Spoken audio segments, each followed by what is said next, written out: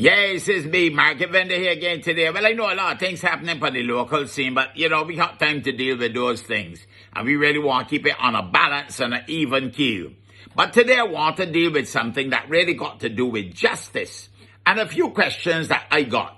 Now, you see this story here saw recently out of the United States of America last week with Miss Ghislaine Maxwell, the British socialite who has now been convicted and will soon be sentenced and will probably spend a long time in jail unless her lawyers are able to get her off in an appeal.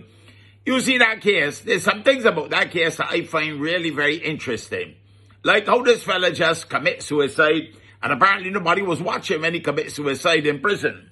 I have to say to myself, Market, how convenient, ain't it? Jeffrey Epstein. Apparently nobody was watching him during the critical time that there should have been. And he ended up, committing suicide. That is the official story. We will never know the truth of that. At least, not just yet. Perhaps in years to come, like we find out about certain other cases. And then there's this story now with the lady, Miss Ghislaine Maxwell, who was, well, shall we call it his recruiter. And it is known that the two of them had, a loving relationship between the two of them and remained very close to the very end. Now, Ghislaine Maxwell, some people are saying she is the scapegoat. She is the body that taking the fall. She's the body that getting thrown under the bus. I just want to ask a few questions because a couple of things I don't quite understand about this whole scenario. And justice in America got away that it has got some twists and turns. And sometimes 30 and 40 years later, you find out what the real truth is. Like the amount of people of color who have been in prison wrongfully, and it took them 30, 40 years before somebody discovered the truth thanks to DNA. I wonder how many innocent people have gone to the electric chair and worse. Now, you see me, Market Vendor.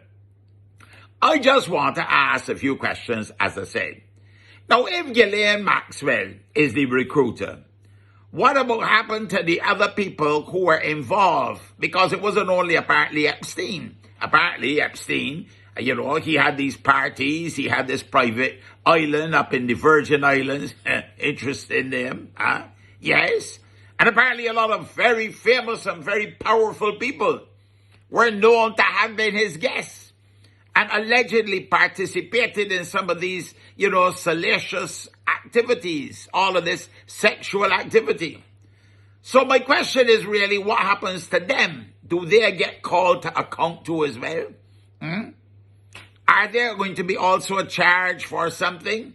How come some of these famous names are not being, charged or being called to be interviewed? And then, of course, we have the royal gentleman up in England. It seemed to be like a kind of shroud of secrecy and protection has gone around him. Should he not be called upon to answer to, given that the young lady, Miss Guthrie, is saying certain things about him, how she was recruited for him? You see, I'm only a market vendor, but some of these things bothering market. Because I said to myself, but wait a minute, Epstein didn't do it all by himself. He had a recruiter. And then he had other participants. So the participants ain't as guilty as the recruiter too? How come the recruiter seem to be the body is? I hope there's not an open and case shut. Open and closed shut case. But one body taking the fall. Peter pay for Paul and Ghislaine pay for all. Like I said, I am only a vendor.